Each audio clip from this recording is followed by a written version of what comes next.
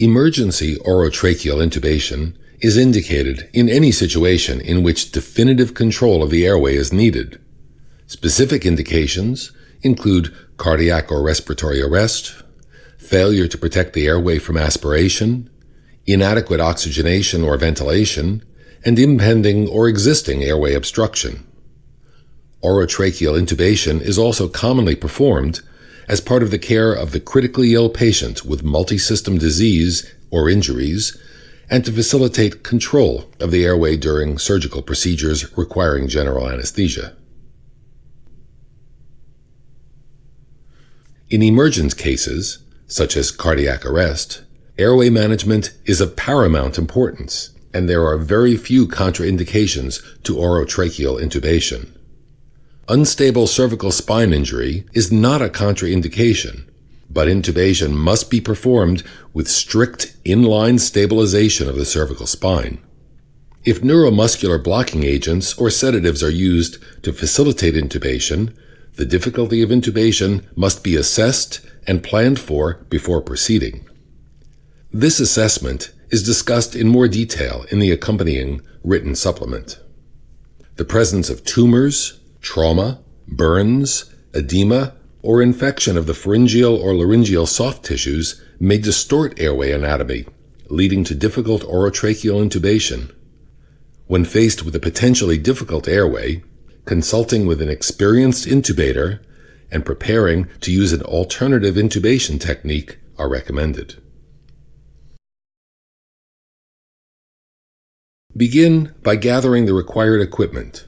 You will need gloves, a protective face shield, and a working suction system, a laryngoscope with appropriate blade, an endotracheal tube with stylet, and a 10 milliliter syringe. You will also need a bag valve mask attached to oxygen, an oral or nasal airway, and tape or an endotracheal tube holder. There are two main types of laryngoscope blades, each available in various sizes. The tip of the Macintosh blade is curved. The Miller blade is straight, and each requires a slightly different technique. The choice of blade is based largely upon the experience and personal preference of the operator. A size 3 or 4 Macintosh or a size 2 or 3 Miller can be used in most adult patients. Endotracheal tubes are sized according to the internal diameter of the tube. 7.0, 7.5, or 8.0 millimeter tubes are appropriate for most adults. The tubes have a balloon on the distal end that, when inflated, creates a seal between the tube and the tracheal lumen and prevents air leaks and aspiration of gastric contents. You will also need a stethoscope and an end-tidal carbon dioxide detector to assess for proper placement of the endotracheal tube. Commonly used detectors change color in the presence of carbon dioxide. Before proceeding, be sure that all equipment is readily accessible and functioning. Inflate the cuff of the endotracheal tube to check for leaks. Insert the stylet into the endotracheal tube, making sure that the tip of the stylet does not extend beyond the end of the endotracheal tube. Be sure that the suction catheter is secured within easy reach. Obtain intravenous access and place the patient on a monitor if time and conditions permit. Assign an assistant to watch the monitor during the procedure and report any changes.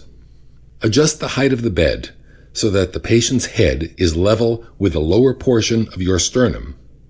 Unless contraindicated, place the patient into the sniffing position by placing a pillow or folded towel under the patient's occiput. This combination of flexion of the neck and extension of the head improves the alignment of the axes of the oral cavity, pharynx, and larynx, facilitating optimal visualization of the vocal cords. If the clinical situation allows, pre-oxygenate the patient with a non-rebreather mask or a bag valve mask with 100% oxygen for at least 3 minutes prior to the intubation. The use of sedative and paralytic medications greatly enhances the success rate of endotracheal intubation. However, Their use is beyond the scope of this video. Remove the patient's upper and lower dentures, if present, immediately prior to laryngoscopy. Keep the dentures close at hand so that they may be rapidly reinserted to improve the mask seal if bag mask ventilation is required. An assistant should apply the Selleck maneuver by applying firm pressure to the cricoid cartilage. The Selleck maneuver compresses the soft wall esophagus between the cricoid cartilage and the cervical vertebrae, theoretically preventing passive regurgitation of gastric contents. Position your body so that your eyes are at a distance from the patient that facilitates binocular vision. Hold the laryngoscope in your left hand, blade down. Open the patient's mouth with your right hand. Insert the laryngoscope blade to the right of the patient's tongue. Gradually move the blade to the center of the mouth, pushing the tongue to the left.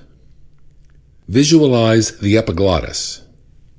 Ideal placement of the laryngoscope blade depends on whether a curved or straight blade is used. Place the tip of the curved blade into the vallecula between the base of the tongue and the epiglottis, and lift anteriorly to expose the vocal cords. When using a straight blade, place the tip of the blade just past the epiglottis and lift anteriorly to expose the vocal cords.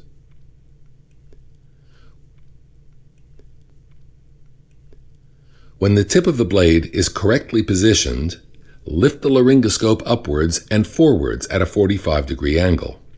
Direct the force of your lift along the axis of the laryngoscope handle in the direction of the ceiling over the patient's feet. Avoid bending your wrist or rocking the blade against the patient's teeth, which can result in dental or soft tissue injury and will not enhance the view of the glottis. If available, an assistant should gently pull on the right side of the cheek to enhance visibility of the glottis. Hold the endotracheal tube in your right hand. While maintaining your view of the vocal cords, insert the endotracheal tube into the right side of the patient's mouth. The tube should not obstruct your view of the vocal cords during this critical part of the procedure. Pass the tube through the vocal cords until the balloon disappears into the trachea. Remove the stylet and advance the tube until the balloon is 3 to 4 centimeters beyond the vocal cords. Inflate the endotracheal balloon with air to the minimum pressure required to prevent air leaks during tidal volume ventilation with a bag. This usually requires less than 10 cc's of air. The assistant must maintain cricoid pressure until tube placement in the trachea is confirmed. The end of the endotracheal tube should lie in the mid-trachea 3 to 7 centimeters above the carina. A good rule of thumb is 22 centimeters at the teeth for the average size adult. Place the end-tidal CO2 detector onto the endotracheal tube and attach the ventilation bag, administering a few tidal volume breaths. Carbon dioxide will be reliably and consistently detected within the first 6 breaths of an endotracheal intubation, and with each exhalation thereafter, except in some cases of cardiac arrest when gas exchange may not occur.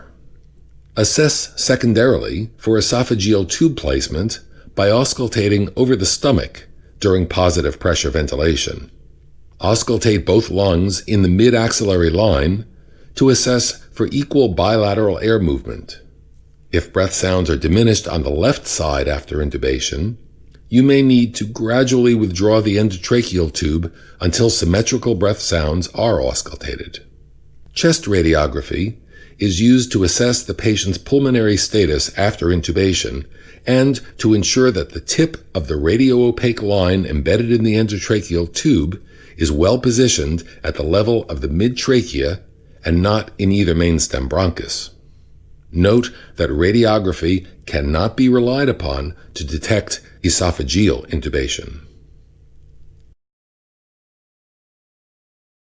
Secure the endotracheal tube to the patient's head once proper position has been confirmed.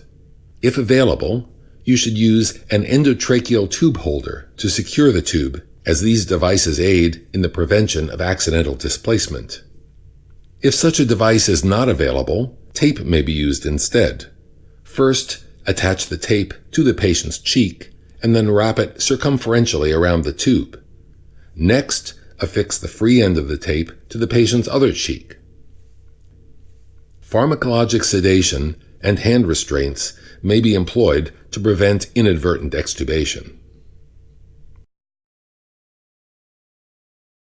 The most serious complication of endotracheal intubation is unrecognized esophageal intubation, which may lead to hypoxemia, hypercapnia, and death.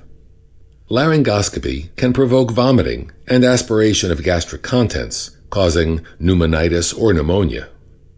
Additional complications include bradycardia, laryngospasm, bronchospasm, and apnea due to pharyngeal stimulation.